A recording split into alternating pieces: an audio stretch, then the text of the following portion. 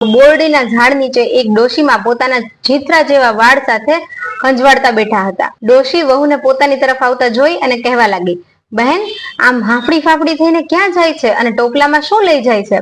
નાની વહુ એમની પાસે આવી અને તેમને સઘળી વાત જણાવી.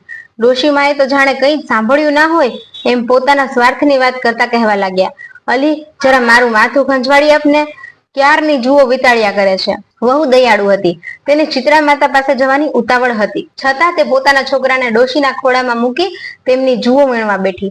થોડી વારે ડોશીમાની ખંજવાળ મટી ગઈ. તેણે નાની વહુને આશીર્વાદ આપતા કહ્યું, જેવું મારું માથું ઠર્યું એવું તારું પેટ ઠરજો. આટલું બોલતા તો ચમત્કાર થયો. ડોશીમાના ખોળામાં રહેલો છોકરો સજીવન થઈ ગયો. વહુ આશ્ચર્ય પામી. તેને ખાતરી થઈ ગઈ કે આ ડોશીમાં બીજું કોઈ નહીં પણ શીતળા માતા જ છે. આથી તેમના પગે પડી. ત્યારબાદ વહુએ તલાવડીના શાપનું નિવારણ પૂછતા શીતળા માતા બોલ્યા, બેટી, પૂર્વજન્મ